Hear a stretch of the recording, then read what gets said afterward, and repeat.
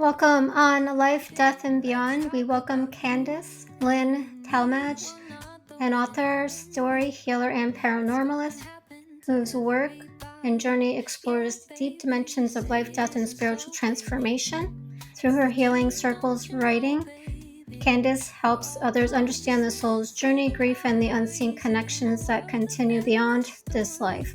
Her powerful paranormal fiction series, praised by Dr. Raymond Moody and Dr. Gary Schwartz, brings light to the mysteries of the afterlife and the healing power of spirit. We're excited to dive into this conversation with Candace today, and we can explore Candace Lynn Talmadge's books on Amazon.com, and Candace's website is CandaceLynnTalmadge.com. Welcome, Candace. So glad you can join us today. I'm looking forward to the conversation with you. Well, I'm glad to be with you, Laura. Thank you. And so the viewers can know a little bit about you. Can you share a background? What brought you to story healing and being a paranormalist, and a little bit about that? Well, I'm an author, healer, and paranormalist. And my background is journalism. Basically, the only skill I had was my ability to write. So, that writing is the Rodney Dangerfield of the business world. It don't get no respect. All right. But there are business uses for writing, and I fell into journalism and really, really loved it. But after a time, my own personal issues began to close in on me in my early 30s. And I very much needed help. And I crossed paths with a woman who much later, became my wife. And she was teaching and healing at that time. And I very much needed the healing she brought, which was Sunan story healing. So after going through some Sunan story healing sessions and really, really making huge, deep emotional and spiritual breakthroughs, this wasn't mental analysis. This was literally rearranging my emotional and spiritual furniture. All right. And there's a reason for that. And there's a process.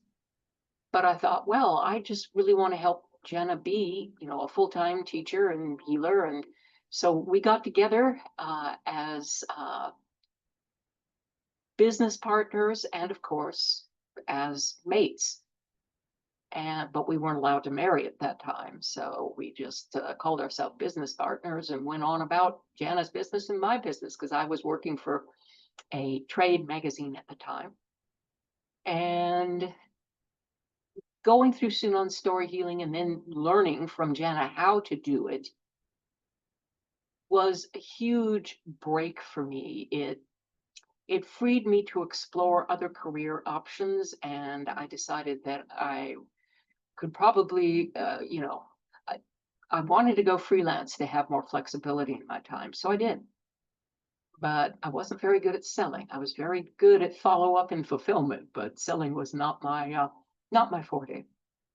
But anyway, a long story short, it led me to Jana. It led me to emotional and spiritual healing that I very much needed and am still going through.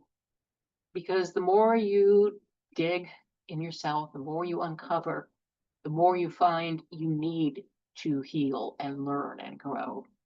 And so that's where I am now. Jana died 5.5 years ago. But my knowledge, my knowing in my bones that the only thing that dies is the physical body, is what helped get me through Jana's transition, if you will say. All right. I know that she is still with me. I know that she is still in her essence, still very much alive.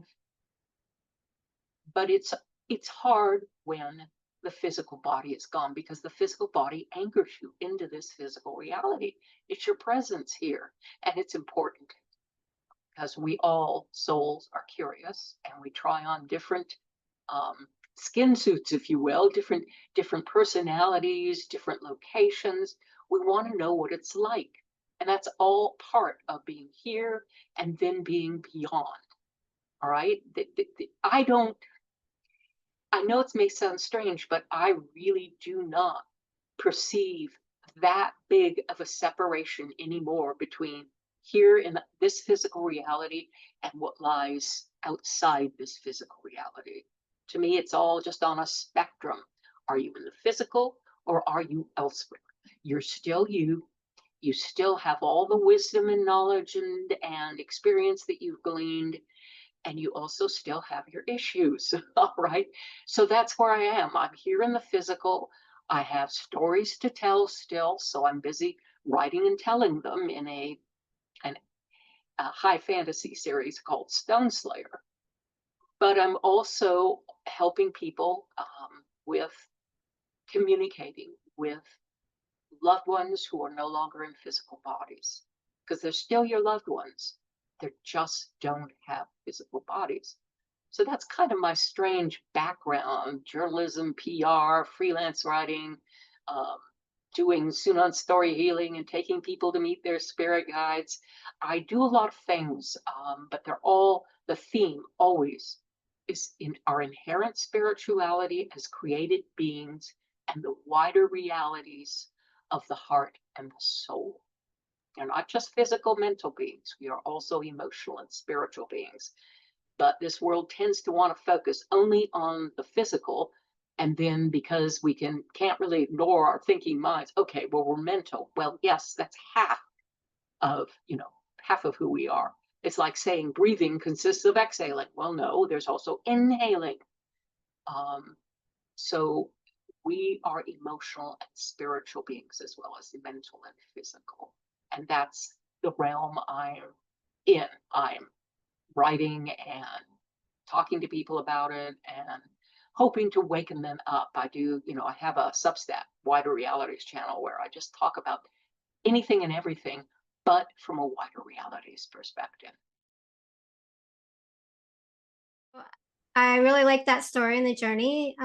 Could you explain a little bit more about what is being a paranormalist, for people who don't know what that is? Well, a paranormalist is someone who recognizes that the agreed on reality, quote unquote, that we all live in is too limited. All right. If you acknowledge the emotional and spiritual, then you open yourself up to more of a greater reality. I've had so many weird experiences, quote unquote, that I know that this isn't all there is, and that, as Shakespeare's Hamlet said, there's more to heaven and earth than are dreamt of in your philosophy, Horatio. Well, I'm about the more to heaven and earth. All right. That's me. I'm a paranormalist. And I don't use that in the traditional sense. I don't Mhm. really want to go around measuring whether there are EMF readings and using machines. You can talk to a ghost just using your soul senses, your vision, your feeling, your understanding, your knowing. You can acknowledge that ghost or that non-physical entity just using those soul senses.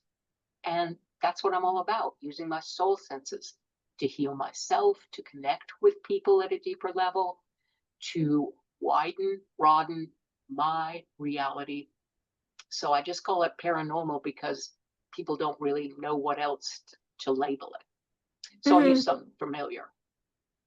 Yeah, yeah, because sometimes they can use that in different ways, that term. And so just wanted to clarify for everybody, it's not Mm-hmm. where they're going out using like Ghostbusters, trying to detect, and things like that, and haunted houses. But there's other ways that you can utilize that and use that term.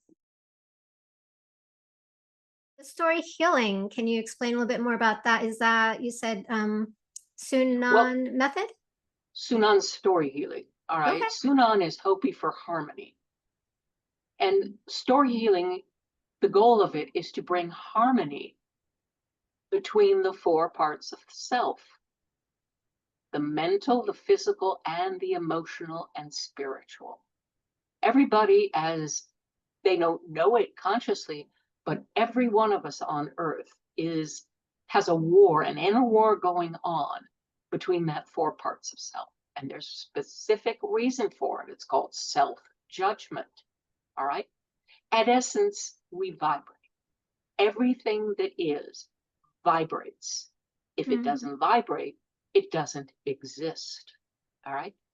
Self-judgment hampers the native, unique vibrational frequency that belongs to each and every soul.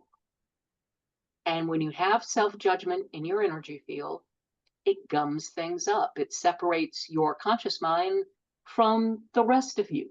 All right. Because I talk every day in meditations to my physical body, my mental body, and my spiritual body.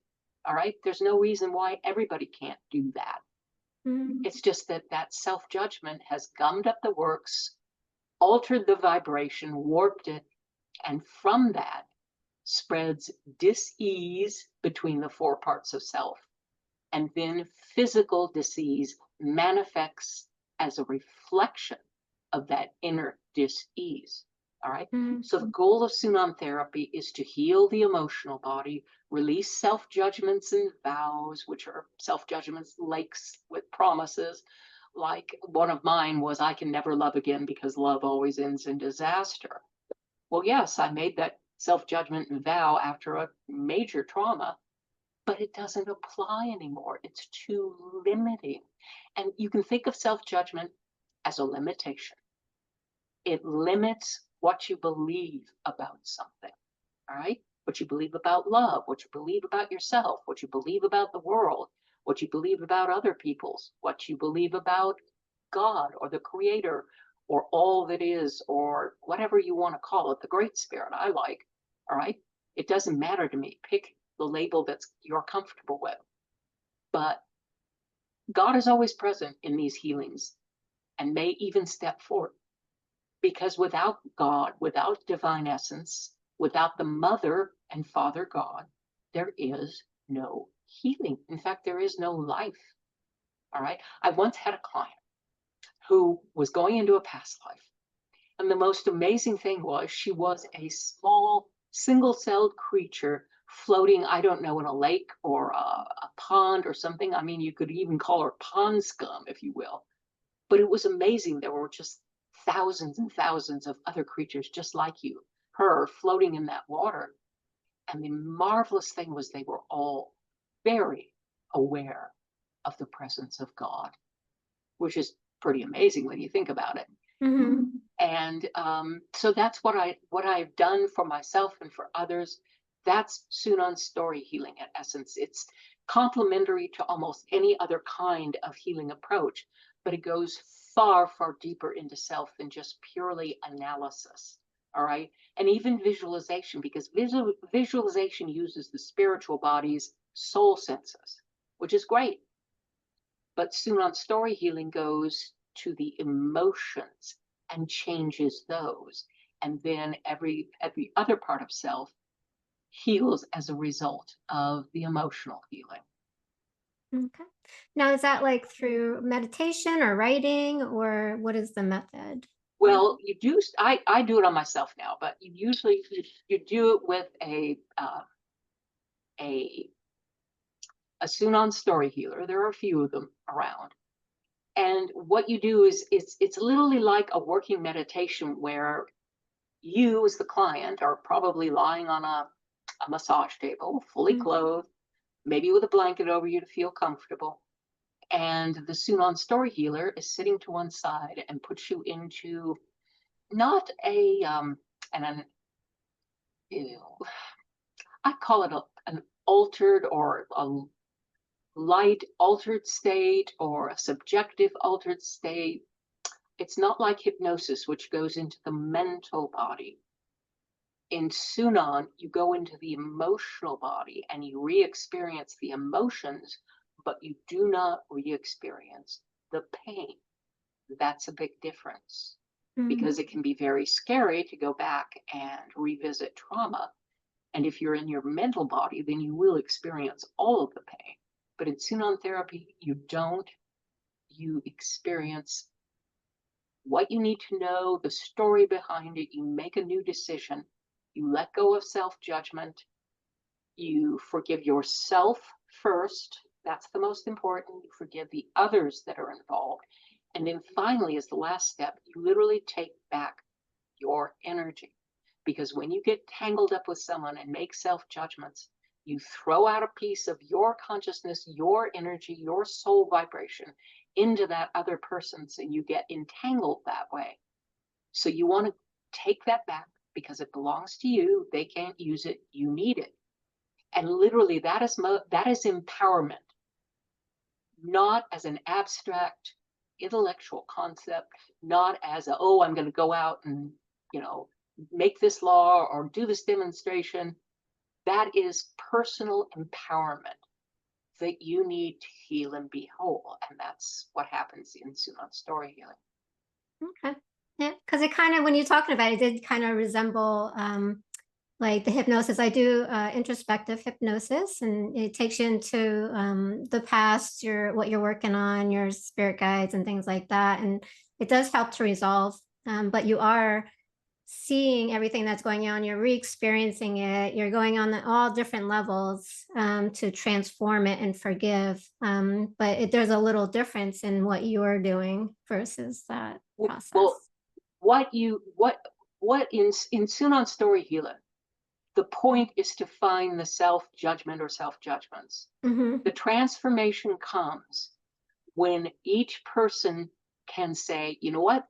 I don't need that self judgment any longer. I don't need that limitation. And I can let it go from my heart, not my mind, my heart. And when they do that, then the healing is automatic because the only thing that's wounding you are your self judgments and the vows that you make.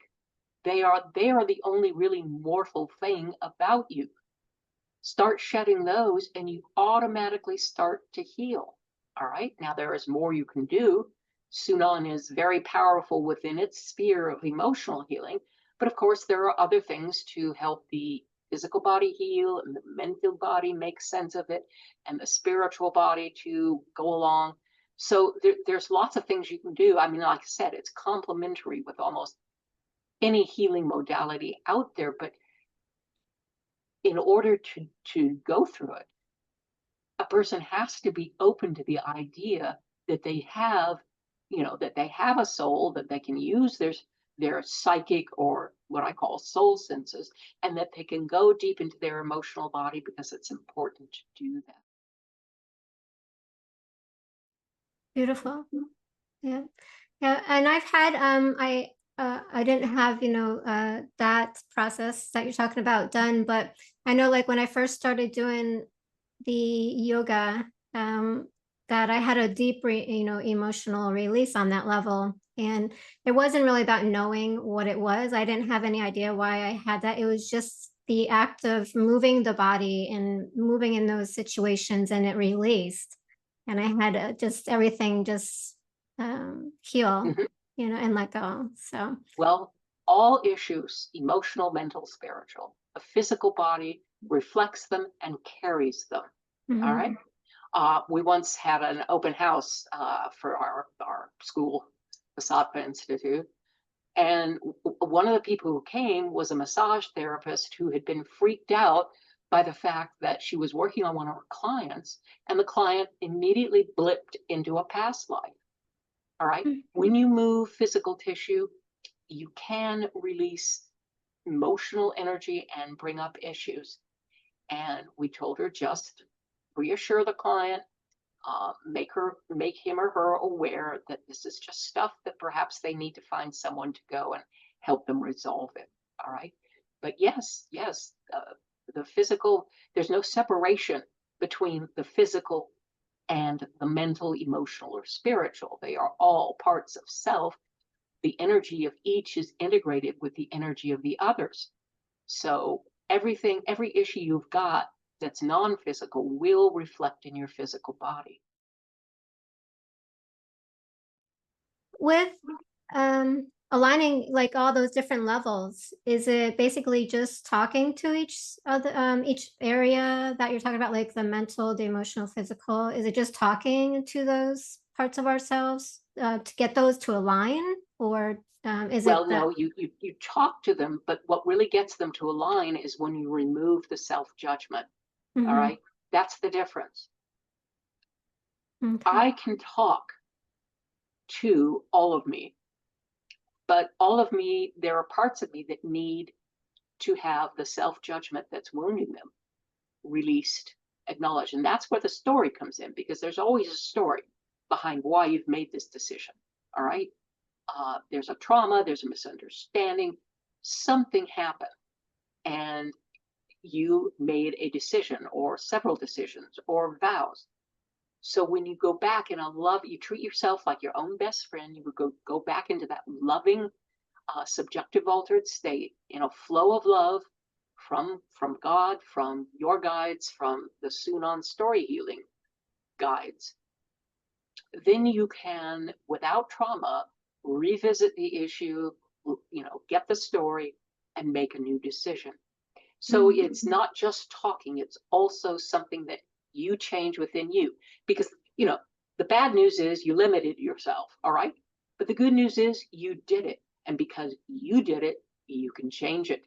You don't have to carry it around. It's like a hermit crab. Hey, this shell doesn't fit anymore. So you chuck it and you go find a new one, right? Mm-hmm. You make yourself less limited, all right? That's what you do. So that's part, and yes, talking is definitely a part of it. Beautiful. Yeah. And something that happened to me, it was like last week. And Spirit said to me, well, maybe your limitation of abundance is masquerading as living as a minimalist. And, and because I grew up with parents who always said, not enough money, we couldn't have this and do that. And though I don't have that perception, but I'm also having the experience of not living with much, being a minimalist, right? And so my guys were like, well, maybe, and they put this into my thought, like to maybe contemplate it, maybe it's masquerading, the story as living as a minimalist, if that makes sense. Well, it makes a certain sense. And I have had similar issues, all right? I think most of us do on this planet, which is why there is so much lack, if you will say, you know, lack of whatever. My take on that from the highest sort of big picture spiritual is that when you have lack of any kind, what you are lacking is self-love and self-acceptance. And I mean unconditional, just accepting yourself. All right. You're not perfect. You're not supposed to be perfect. You are you. All right. And I wouldn't speak to anyone's particular sense of lack without going in and finding the story. But Mm-hmm. all I'm saying is that, you know, we have an overabundance of overweight in our society. Now, the how is that the food that we eat is not particularly healthy for the human body. All right. But the why, which scientists don't particularly, investigate, they don't think there's a Mm-hmm. why. All right. But the why is lack of self-love, lack of self-acceptance, because literally God's love is an energy that pours through the multiverse. All living being, people, creatures, things, objects get that love in order to exist. But when you judge against yourself, when you have vows, when you have these limitations, you don't get enough of that love to thrive. And again, you won't allow yourself to take it in. All right. I was talking to a wonderful woman I know, Miramana, Flora. She was with me when my wife died. And we've kept up and kept touch ever since. And Flora was saying, I pray, but I don't get an answer. And I was like, Flora, there are two sides of prayer. You will pray and God will answer, but will you allow God will you allow yourself to accept God's answer? When your prayers aren't answered, it's not because they're not answered. It's because, and I'm not blaming people, I'm saying this all takes place at a very deep level of self. You don't consciously say, hey, I don't want anything, I'll be poor. Meh. Nobody does that. Nobody. But we've sabotaged ourselves. We've made ourselves vulnerable. And the thing I found that's helped me is to go in and lovingly find those self-judgments, get the story behind the self-judgment, and then change things, change the self-judgment, release it, take my power back, forgive myself, forgive others. And it's just amazing what happens and how healing it is. I mean, I'll give you an example of one that I did, after Janice's death. But it was in it was past life. And I think we were in Korea. I could tell by how the men dress. I mean, there's a certain, in old Korea, there were certain clothes that they wear. And I've seen some films, some Korean films, and they're wonderful. Anyway, I knew we were in Korea, and we were two brothers. I was the youngest, and I was the clever, witty one. And Jana was my older brother, and the firstborn son. But Jana, I think you might say that he was, I don't think he was, I think he was on the autism spectrum anyway. He wasn't as quick to express. He was slower, but he could think. Excuse me. But he could think, he just couldn't express it, quickly. And I was not very nice to him. All right. I was really snotty to him. I'm sorry.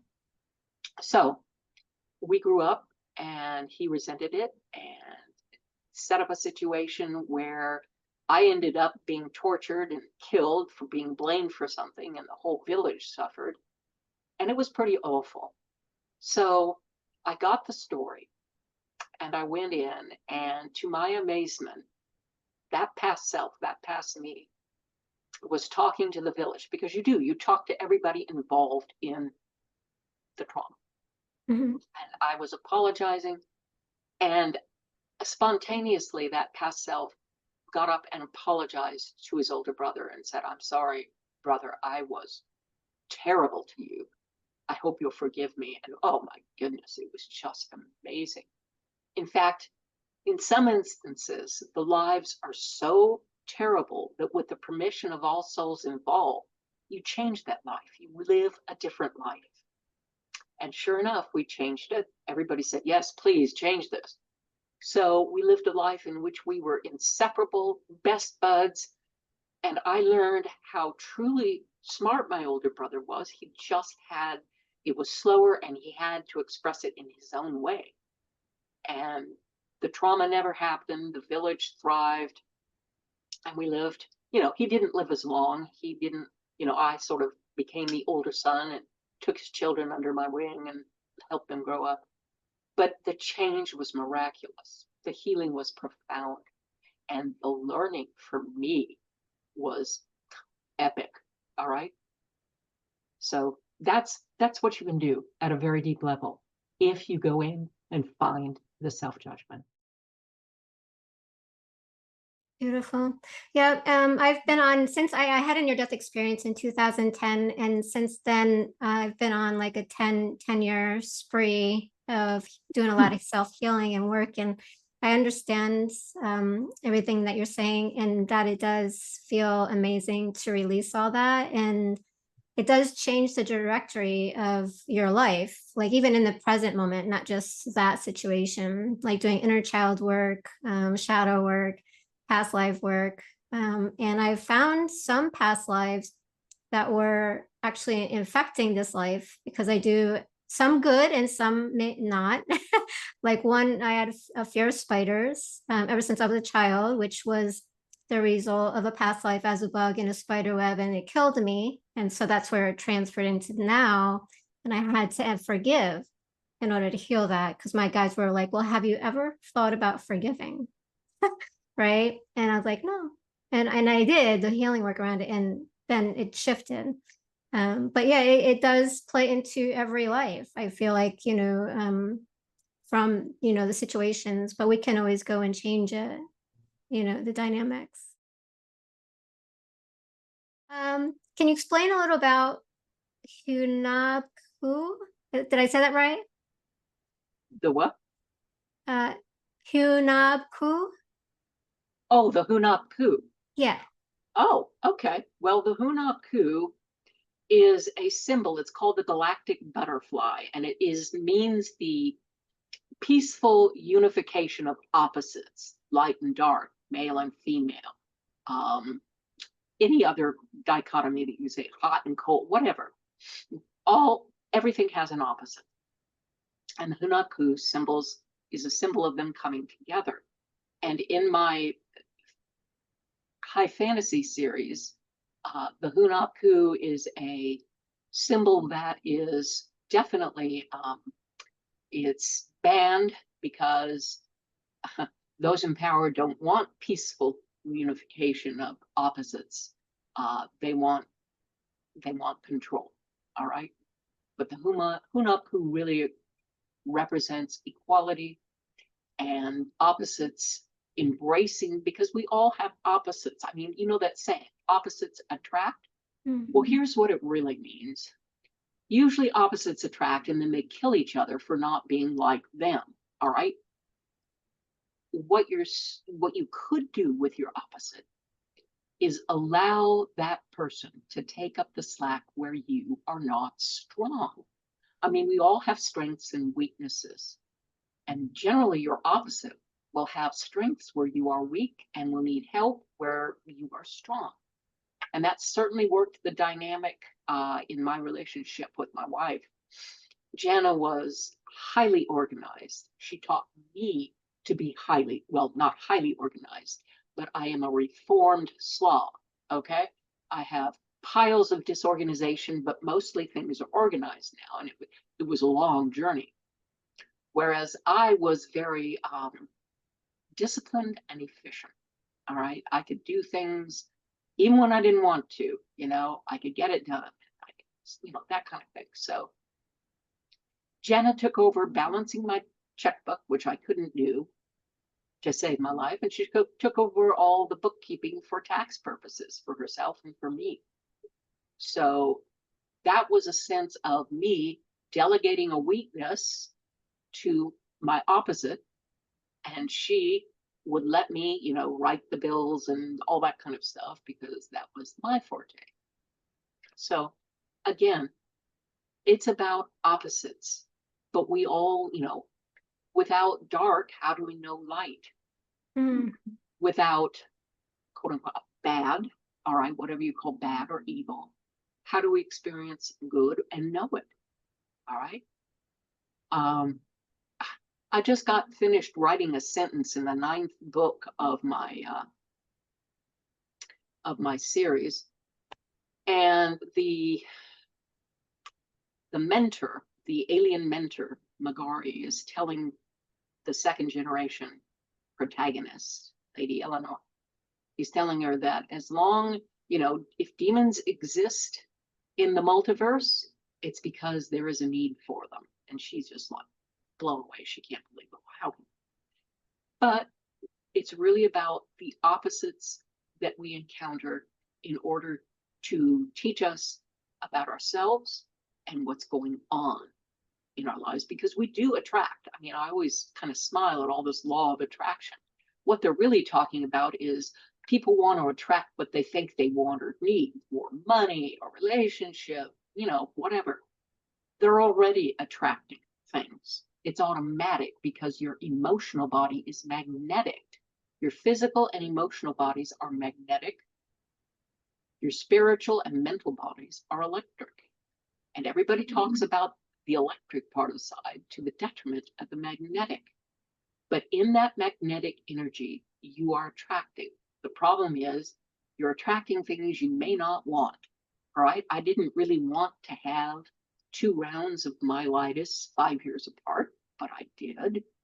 All right. And I'm lucky to still be walking, even if I don't walk, I have to use walker. Okay. But I know that there was a spiritual and emotional reason or reasons that attracted into my life. And so I go about saying, okay, how do I resolve those issues? And that's what my journey has been for the past 15 years, is to resolve those issues and become truly healthy in every part of my being. But so that's what the Hanaku is. It's about opposites. So somebody else might call it like duality. Is that similar or different? Yes, yes, duality. Everybody has female and male energy. They have push energy, they have pull energy. Pull is female, push is male. They have light, they have dark. They have magnetic, they have electric. All right. When you balance that energy, that's when you are healthier and happier. All right. But don't kill someone just because, don't want to strangle them just because they're different from you. All right. Differences are a challenge. Some people see them as a weakness and they shouldn't exist. And my thinking is that, thank goodness, Jana had strengths where I didn't, because I'm busy now trying to keep my finances in line and do my year-end tax bookkeeping. And it's a nightmare. It's just not not one of my strengths, but I'm having to learn. All right. So duality is central to who we are, because our creator is both male and female. All right. There is a masculine God, a feminine God. Those two parts of God are exactly why there are both, male and female human beings. All right. Women didn't just sneak in the back door. All right. They're not lesser than, they are just the other aspect of God. Yeah. Yeah, and we are definitely going through a lot of the duality, the the differences in the awakening that we're going through right now. So a lot of people are like fighting against each other, but instead of embracing it and accepting, others for who and what they are and what they bring to the table. So, but yeah, we always have contrast too, so we need that as part of it. And I am kind of starting to accept the contrast and not fight it. And sometimes I feel like we have to get to that point. So definitely. Well, that contrast, we attract into our lives people who reflect back to us many things, issues that we definitely need to resolve, and opportunities to see another perspective, experience another perspective. And most people, that kind of scares them, and that's unfortunate, because it's an opportunity. It's a chance to awaken more, to be more complete, to be more whole, and to just get to know another's. I mean, that's why we keep coming back on Earth. Like I said in the beginning, souls are curious. They do want to know what it's like to walk in someone else's shoes. And so they come back as varying types of people in different locations around Earth to experience it. Sometimes they choose wisely, sometimes they don't choose wisely. In fact, we did not long ago, maybe a year ago, I was doing a healing circle for a woman whose son died in an automobile accident. She's had a very hard time letting go of him. And when he got into the circle, he never wanted to say much of anything. And I felt a heavy sense of shame from him. So I probed a little bit deeper, and we got some stuff out of him, but it wasn't like a real bang up. Although it did seem to help her, the inquirer. It did seem to. But I told her there are drugs involved. And one of the reasons he doesn't want to say anymore is that he is not proud of the role he played. And sure enough, there were drugs involved.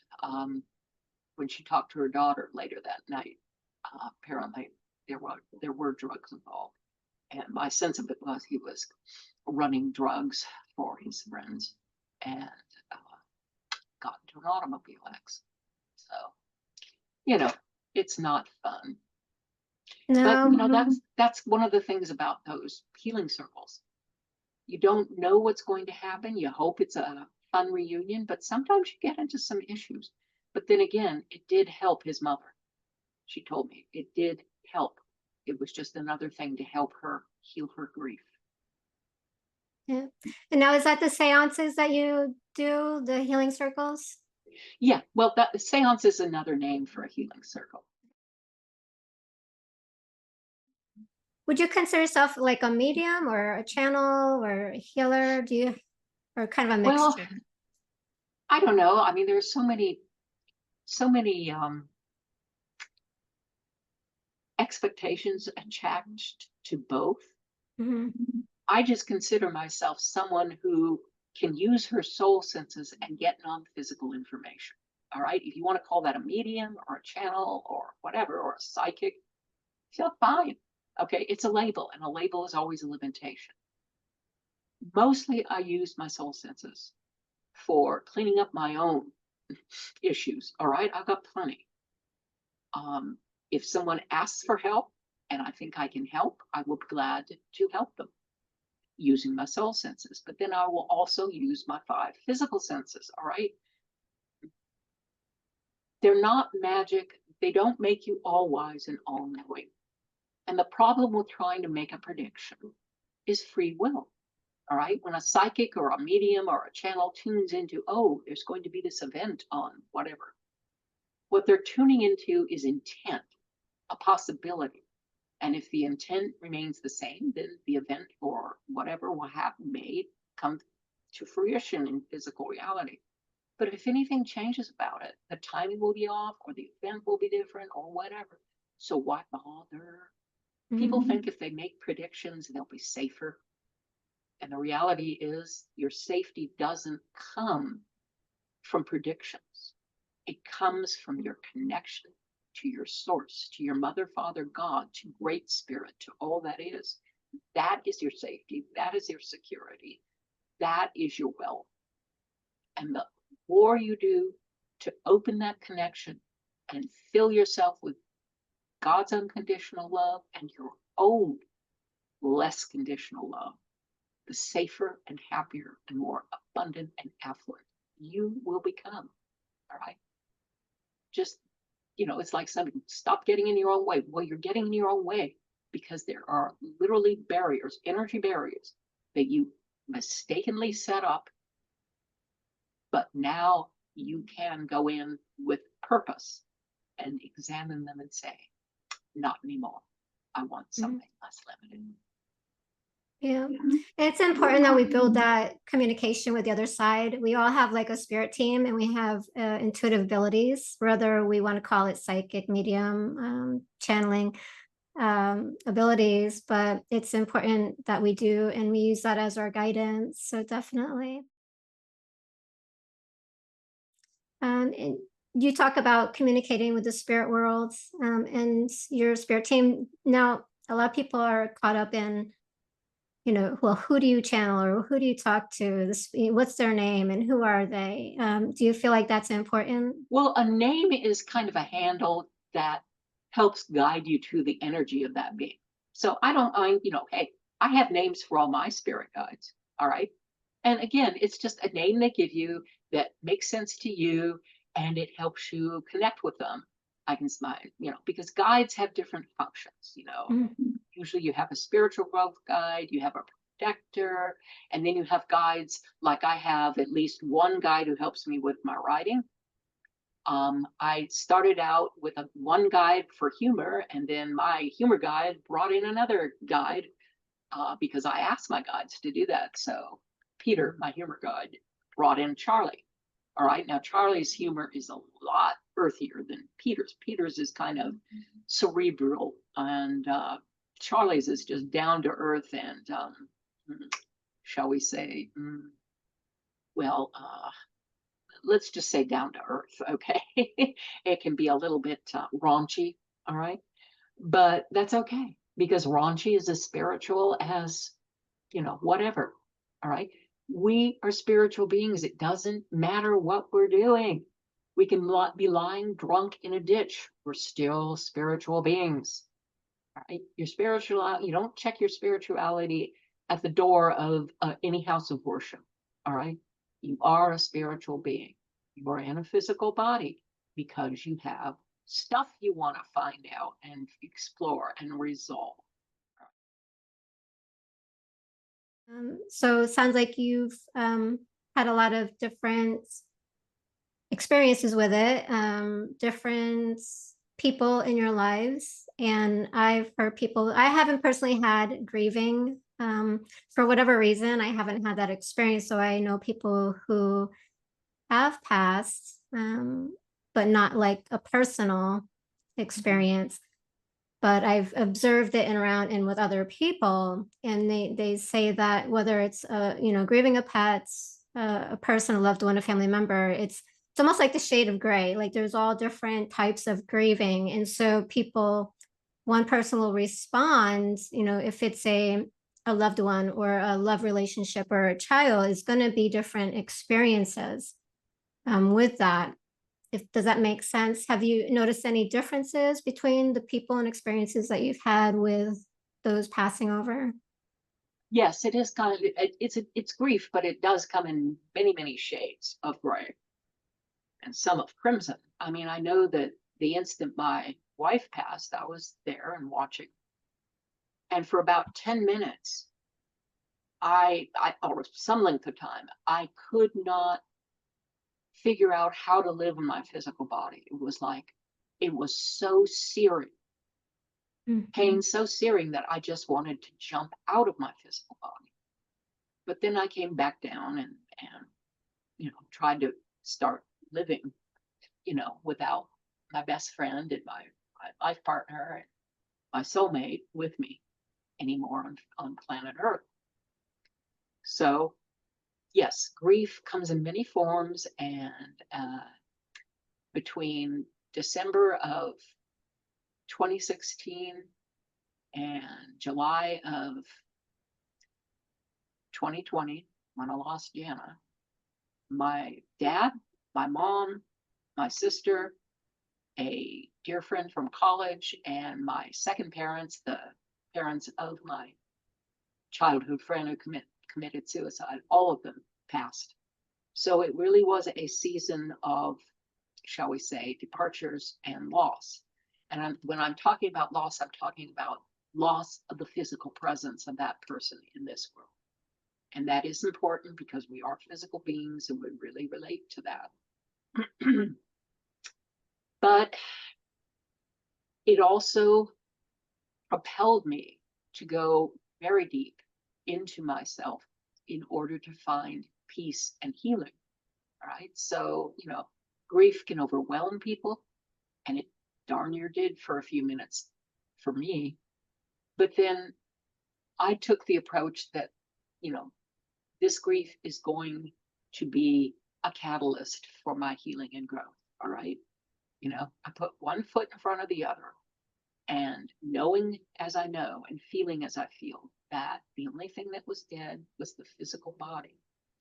All right. That's what kept me from completely tanking into despair. And that's why I think it's so important for people to get the experience of communicating with a loved one on the other side for that precise reason. So you can really experience for yourself that this person is not lost to you forever. All right. It's not one and done. You are on a journey, and this is one stop along the way. And your journey is immortality and forever. And you have lots and lots of stops along the way. All right. And this is one of them, the life you're living now, physical life. Mhm. Yeah.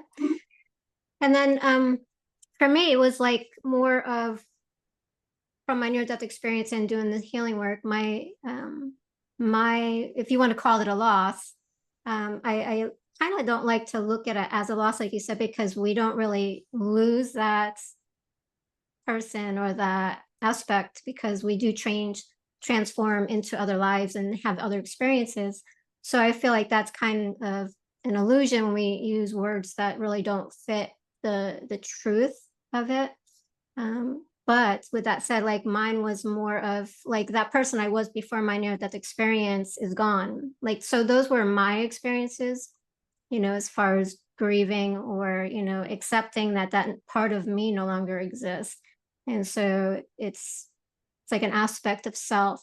And then, I feel like with when we do lose a person, is it really the person that are we really grieving them or just the persona and belief of who we believe that they were in that form in that body? If we do when we do shed the body, not if, but when we do shed the body and we move on and transition into another not life, right?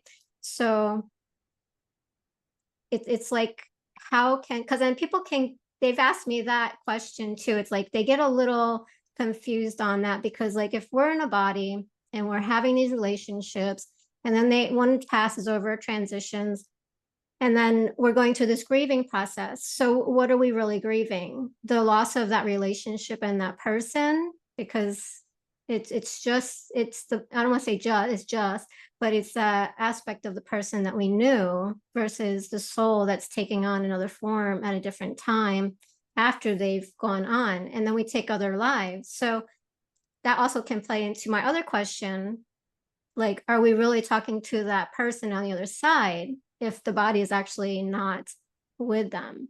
Does that make sense? Yeah, well, it's about, obviously this is shaped by your beliefs, all right?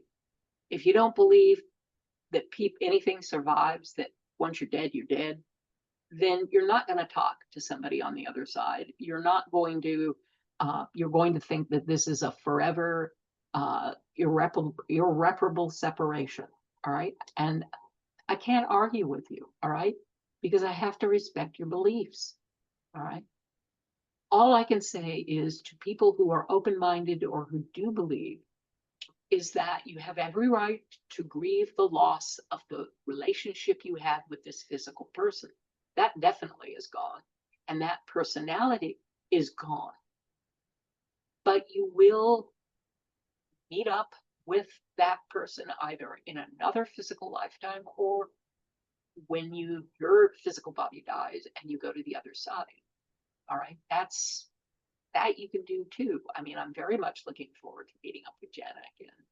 But I have a few stories to tell first. So that sustains me. I know she's there. I mean, this is okay. Jenna died late on a Friday night. She was always a night owl anyway. And that following Monday, Flora had come to just help me with a bit of stuff. And then she was leaving. And I heard her go downstairs. And, I'm up in my master bath, brushing my teeth. I heard her go outstairs, open the door, and shut it again. All right. Well, I'm brushing my teeth. And sure enough, the door opens again and closes again. I'm like, Laura, I mean, I know that she left it locked. I mean, I was wondering who could be in. Well, the door opened and closed. So I finished brushing those teeth. And then I go downstairs and I look around and I, look in the garage and everything. Nobody physical was there. But then it just hit me. Jana was coming back to check on me. All right. And it was like, oh, okay. Because it was still pretty, I mean, it was just 3 days and it was just very, a very rough time emotionally and spiritually for me. But that was quite wonderful. And then I've had a couple of dreams with Jana just coming up and giving me a big old hug and kiss and that kind of thing. So, and actually I ask her sometimes, hey, check up on me from time to time. So it's not like she's gone completely. It's not like I'll never see or hear from her again. I know I will, but it will be in a different reality, just not this physical one. And then maybe we'll both come back and share physical lives again. I haven't looked that far ahead. Do you think knowing that we transition to the other side and that we don't die, basically, and only the body does, that persona, that character, in that lifetime, that it helps people get through the grieving process. Do you think having that understanding helps? Oh, most definitely. Definitely. There's no way it couldn't. And I'm still, part of me is still grieving. I mean, it's not like it just makes everything light and airy fairy. No, what it does is it takes out the devastation and the despair that I'll never ever. I love this person so deeply, and I'll never ever see or hear from this person again. They're gone to me forever. No, they're not. It's a temporary, shall we say, absence. All right. Mm. So that definitely kept me from just collapsing into a little puddle after she died. All right. I knew it was only temporary. I mean, it's like the song says, if you believe in it forever, then life is just a one night stand. Do you think that grief is more of a detachment than missing the person when we can understand the concept that we move on to other lives, to other side, and that we will meet up at some other point? Do you think it's more of a detachment from that relationship versus like an ending or um, the Well, loss? I think grief.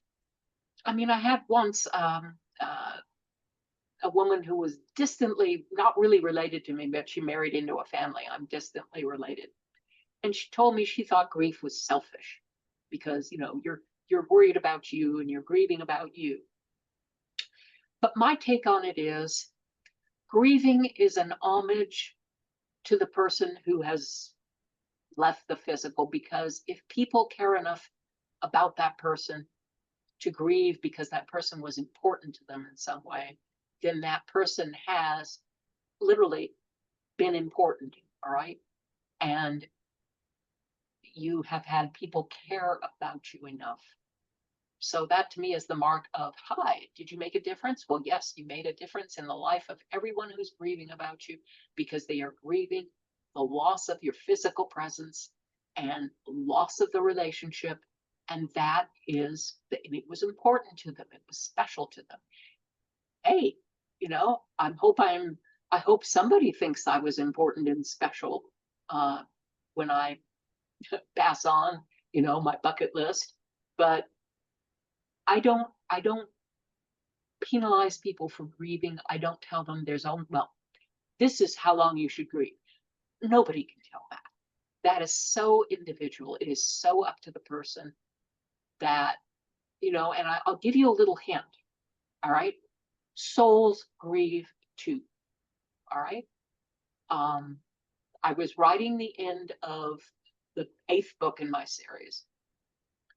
And that is where the first generation heroine dies. And what just blew me away was to know that she grieved after her physical body was gone. She was in grief. She really didn't want to leave her daughter or her family, but her physical body gave out from all of her issues, and she transitioned to the other side. And I've also had a past life in which I was a soldier killed on the battlefield, and I was a ghost hanging out around my 3 young children because I was grieving for them and worrying about them. All right. It's a very interesting past life. But then it taught me 2 things. It taught me how much a father can grieve for his children. And it, was like, could have had a V8. I finally understood the reality, the emotional reality of emotions that linger after the physical body dies. It was an amazing experience.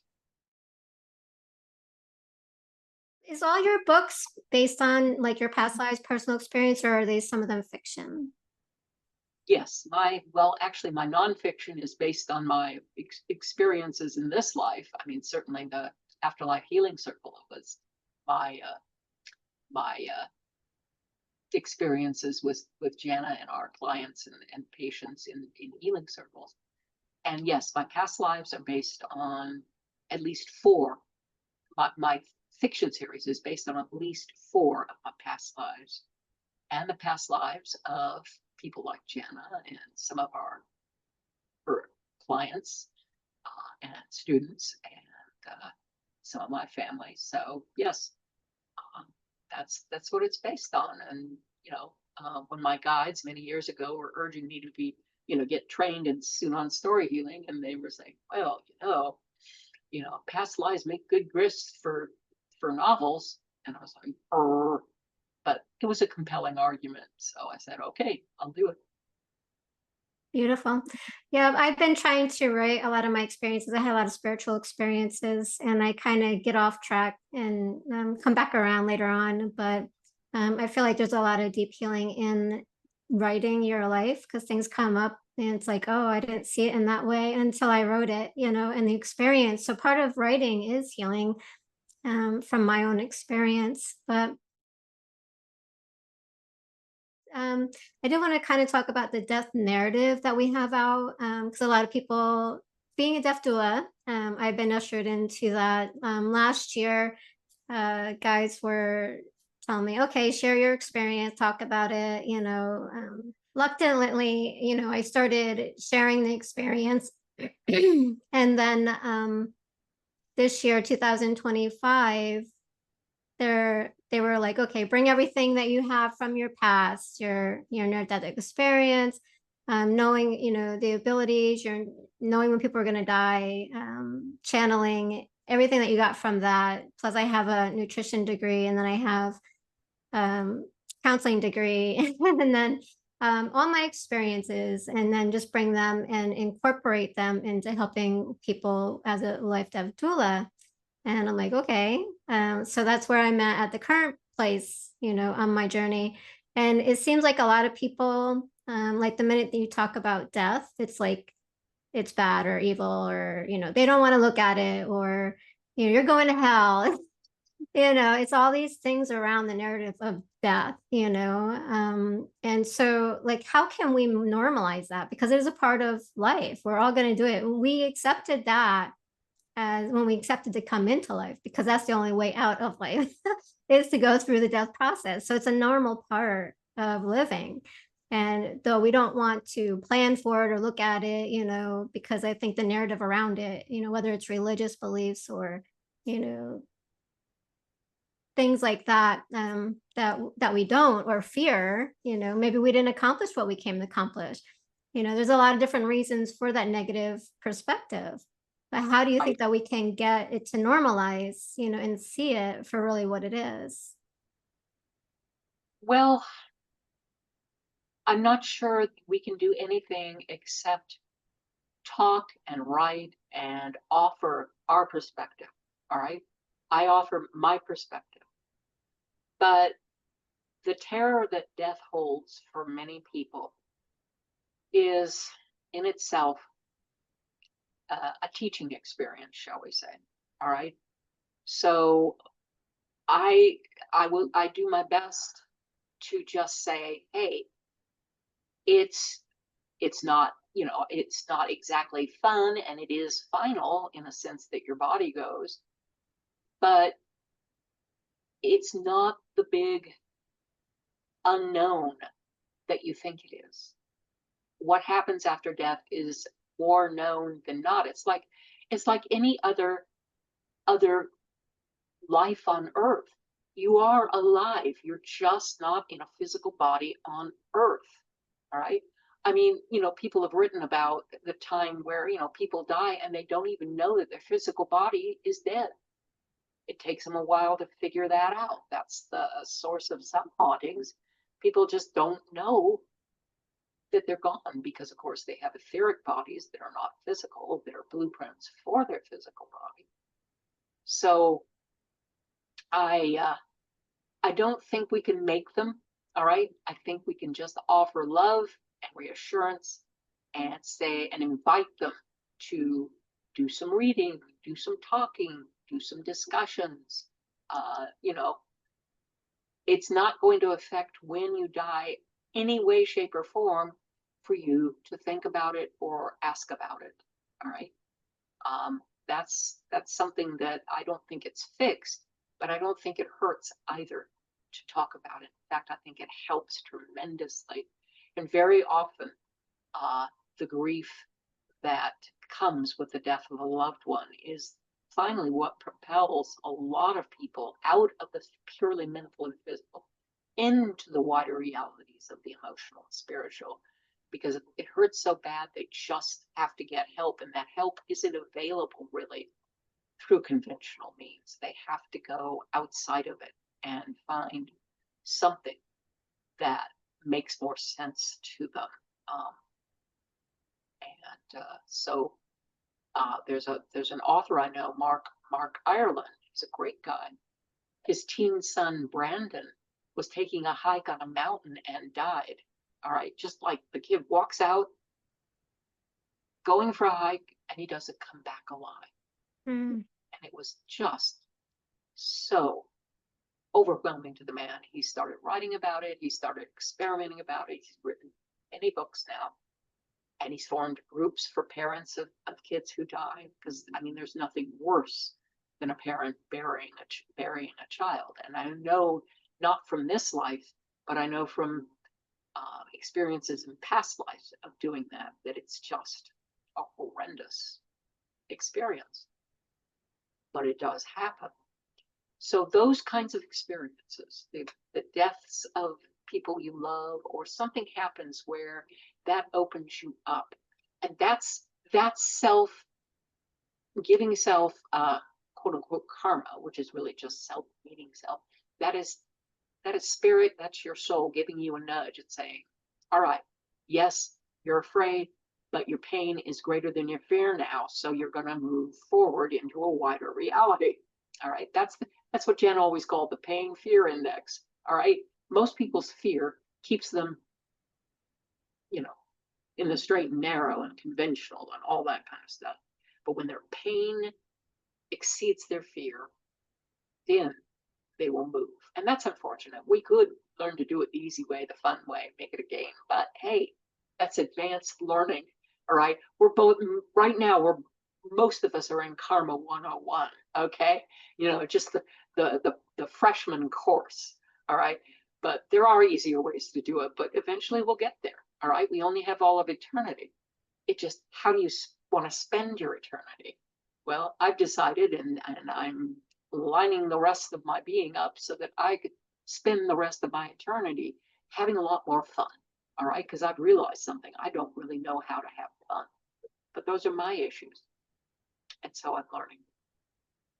Yeah. Yeah, and that is something I haven't been through in my life, fortunately. With losing a child. But my heart goes out, to people who do. And it's great that he's turned it into something positive, because we can always take a negative and just go with it and, make it worse. Or we can change it into something more positive and help others and help us transform it. And the writing about it is very transformational. Um, it's very self-healing, for that, to get it out, because when we keep it in, it deteriorates, the body, and it doesn't help at all. So then it's more stuff that we have to work through. But yeah, we have choice, free will to do with whatever it is that we experience. We can make it a positive or negative, experience. Well, again, our tendency to go to the negative, why do we have that tendency? Well, we have self-judgment and vows that we've made stuck in our energy field, and they automatically skew us toward the negative. All right. I know in my own being, the more and more I release those self-judgments and vows, the more I was able to lean toward the positive. All right, instead of getting mired in the negative. So, and again, all around us is this energy stew of souls in negativity. So you really have to make a conscious effort here, simply because of the environment you're in, to regain that hopeful, joyful outlook. All right, and that's one reason I wrote my book about the afterlife healing circle, and one reason I'm writing my series is above all the garbage, all right, above all this negativity, there is light and hope and beauty and joy. Now, up to us. What do we embrace? What do we embrace within ourselves? What do we embrace in our communities? And that's a choice that we all make. All right. We're living now with the choices that we've made earlier in this lifetime and in lifetimes that we're not consciously aware of, but they're niggling at us anyway. So the next step is, all right, since I've made those choices, let me go and find out what those choices are and maybe make a new decision. Steer a different path, one that's happier, healthier, more loving toward me. And if you love yourself, then you have love to give to others. All right. I mean, Jesus did say, love thy neighbor as thyself. All right. If you are down on yourself, if you're judging yourself, if you don't feel that you have any worth, then whatever love you try to give to someone else won't be love. It'll be need. All right. And Yeah. that's the problem with most of us. We're giving need instead of love. Mm-hmm. Yeah, if we don't have it, how can we give it, right? So, and then too, the other thing I take away from that saying, love your neighbor as you love yourself. If you don't love yourself, you're not going to love another person, because you can't, there's nothing there to love them with. So, well, and that's the whole point. That's what mm-hmm. Jesus was trying to say. Love starts with self. And then when you love yourself, it overflows and you give that access to other people unconditionally. You don't need anything from them. You don't need validation from them. You just have extra love. So, hey, why not? It's like, hey, I've got 2 sandwiches here. I'll take one and hey, the other is for you. All right. Because I've already got my sandwich. Yeah. All right. I've got my love. I'm full of love. Now I can give the excess to anybody, and it just doesn't matter to me because it's no lack for me. Now, how does somebody fill up on love if they feel like they don't have any to share? Well, that's where you start with a conscious mind, and you just simply make a determination that you are going to find a way that works for you to fill your cup with love. All right, it can be simple, something so simple like that.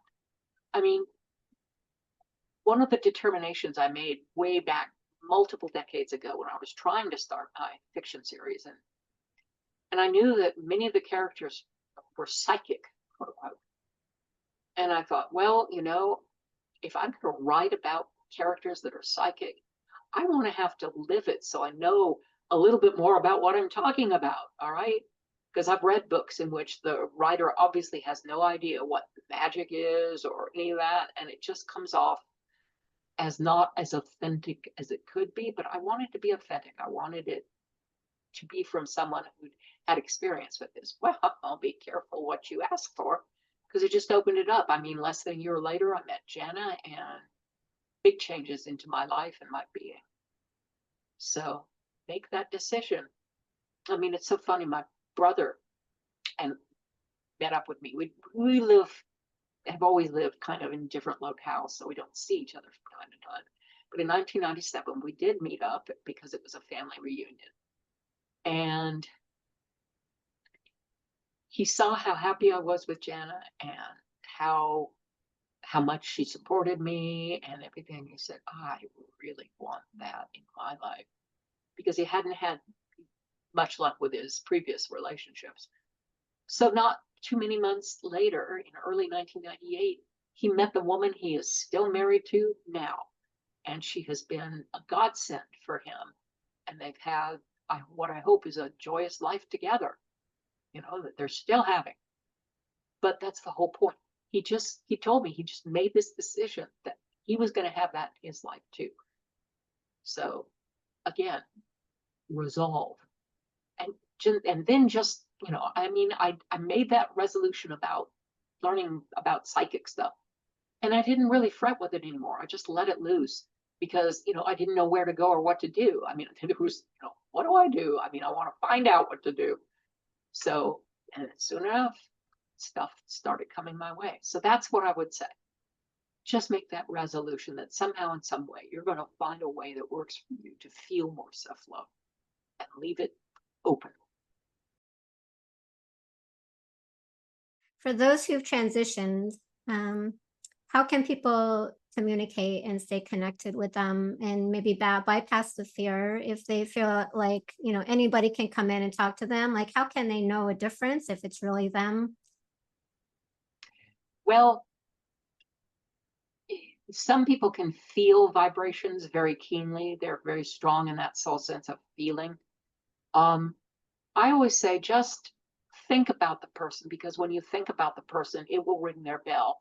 And when they're in the non-physical, it will be a little bit more obvious to them that you're ringing their bell. All right. That conscious mind kind of gets in the way of that because it wants to focus us into this material reality and, forget that airy, fairy, flaky stuff. All right. So think of them. I mean, that's what I do with Jana. I think about her and I say, hey, come visit me in a dream. Do that. Just say, come visit me in a dream. And if they're ready, willing, and able to do that, they will come. But again, when you die, it's like any other transition.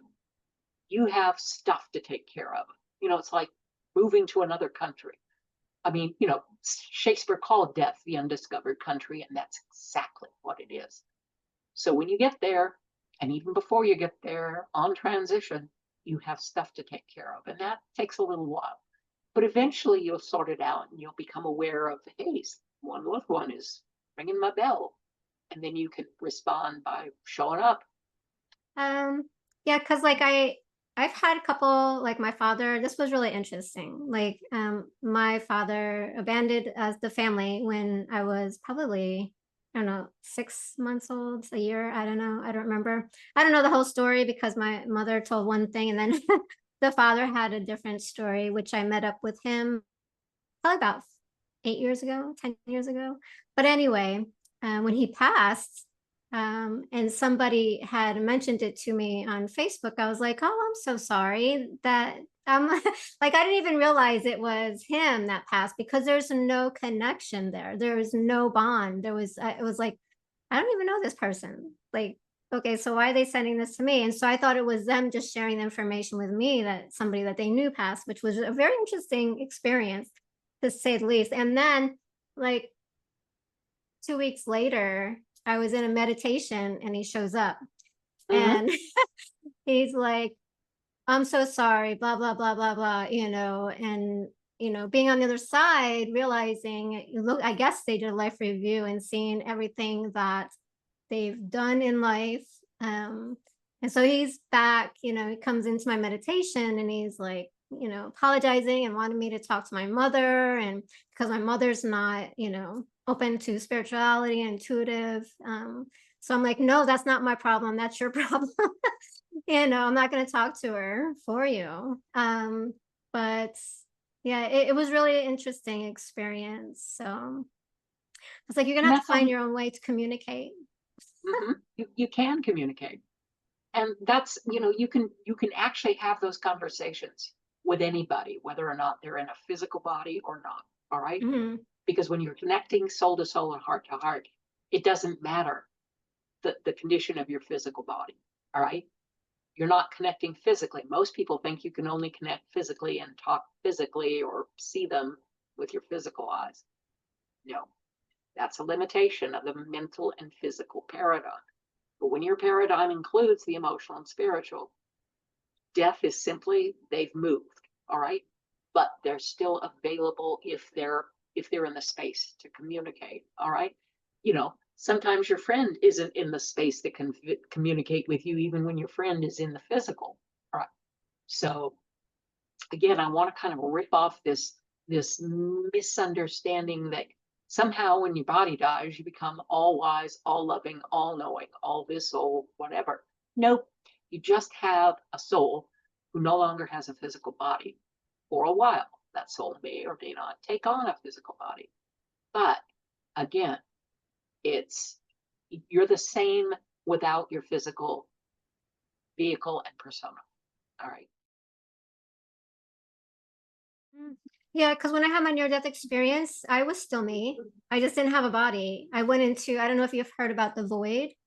I went into the void and like I couldn't see. It was so pitch black that like I couldn't see anything. And like I tried to feel my body, like move and do things like I normally would do, with the body. And I couldn't, there was no body to do anything. And so then the light came and there was beings in the light. And then they said, just drop your human perception, your reality of being human. Now that I've lost the body, I've separated from the body, and then I went into the light with the beings, right? And so like once we step out of the body, like there's a nobody, but we are still us, our consciousness, our awareness, right? And so Exactly. that was my experience with it. Mm-hmm. So yeah, so very much so. It's the body, the form I think that we focus on and we practice. That's who this person actually is. When really, which we are more than that. That's just the physical formation of it. That's part of who this person is in Hmm. this physical lifetime. And that's the reason the person chose it, simply because a physical body, A, anchors you in to this reality, and B, reflects back to you everything you've learned, all your wisdom, and unfortunately, all your shortcomings and your lessons yet unlearned. All right. The physical body reflects you, it reflects back to you everything about you. So if you're wise, you kind of look at your body and you look at things and you say, okay, somewhere there's something maybe I could focus on and give some more love to. And because you can start simply by consciously saying, directing as much love as you have toward your body, and then toward your mind, and toward your heart, and toward your soul. um, it's you use the tools that you have. You may acquire more tools, but whatever tool you have, use it for your benefit. Because when you heal you, guess what? You heal the multiverse, and you become an easier person to be around. I used to be extremely intense, and it was kind of off-putting for a lot of the people who came to be Jana's clients and students. But gradually, I just kind of shed that intensity and learned to kind of be more chill. All right. I mean, I've gotten so chill about it. Sometimes something will happen where it would have gone all over me and I would have just been all upset about it. I'm like, okay. And I'm like, who are you? And what did you do with Candace Lynn? I mean, I know the way I would have reacted before. And it's so different. And it's so much more freeing and gentle and loving, because it's not upsetting me. It's not, that's to my detriment. It's much easier and more comfortable to just take things in stride. So one more question, and before we start bringing this to a close. Now, you did, and I loved how you put this, because a lot of people think and they say that those on their side cannot help us unless we ask. And you said that that is true. We can ask, but also that there is, I think what you said, the protectors, Mm-hmm. who do. And I've had the experience. They can intercede even if we don't ask, in our good in good faith for our good. That they can help us without being asked. Well, there is something called free will. Our guides are with us all the time. And whether we are consciously aware of it, they are always sending us their love and support. All right. What they would love is for us to be consciously aware of them and start talking to them, and they'll give us names and help us with that process. I mean, the name is just a handle so that you focus on that energy, and then the guide is there and helping you do stuff. But we have free will. And I'll tell you the funniest story. Jana had reached the lowest of the low. I mean, her business was failing, she was bankrupt. her partner had left her. I mean, it was just the lowest of the low. So she was like, she came home, it was midday, and she sank to her knees in the living room. And she's like, there has to be something more. And a voice, she doesn't hear voices, but a voice in her head said, are you asking? She was looking around, you know, um, and the voice said again, are you asking? And finally she said, okay, I guess I am. Because she was scared it might be, the devil, because she was brought up, in a Southern Christian background where, hey, if it wasn't God, it had to be the devil. Right. And so she's like, are you the devil? And the voice laughed and said, not exactly. And introduced himself. And it was a guide who said, call me Yaki. And then he explained that he was her spiritual growth guide. And anyway, this conversation, she said, seemed like just a couple of minutes. But when she finally looked up, it was dark outside, or before it, so it had gone on for hours, on her knees, talking to her spirit guides, getting aware of them. And no, unless you ask them, they can only love you and support you, but they can't do anything active to help you. But once you ask them, yes, they can. But that's like God. You have free will. And free will means God's love is always yours, God's support is always yours. And you can ask God, pray for something. But if there is a part of you that says, don't deserve it, guilty, whatever, not worthy, whatever, then the answer may not be what you consciously expect it to be. All right, you will get an answer, but it might not be in the timing or the manner in which you would have preferred. All right, so ask and ye shall receive. That's what that's all about. Mm. Get not because you ask not. But then when you ask, will you let yourself receive? That's the trick. It's not really a trick, but it certainly is a nice skill to have.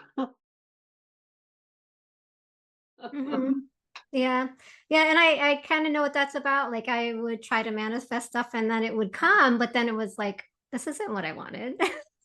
Right. It was a sort of it, but it wasn't really what I had imagined it to be. So yeah, there Well, I was, think I've had a similar experience about money. All right. And yeah, it wasn't something I was comfortable accepting. So I just said, no thanks. So again, I know exactly what it is to manifest imperfectly. All right. You're working on that manifestation muscle. It's not quite there yet.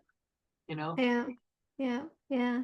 Yeah, and it's definitely we have free will and we get to choose and even if we do ask for help and they give it to us, we can still say no and change our minds in that process. So definitely. Right. Yes. Yeah, perfect. So I did want to honor your time. And so with that, do you have anything else that you would like to share with the audience that we haven't yet talked about? Um, just beyond grief, beyond parting, beyond all that, life is everlasting. But the form we take does change. It's like we change our clothes. So don't give up, don't despair, please. There is hope, there is love, and you are loved beyond your wildest imagination. Open yourself Beautiful. and say, hey, you know what? I'd like to feel that. You never know what might happen.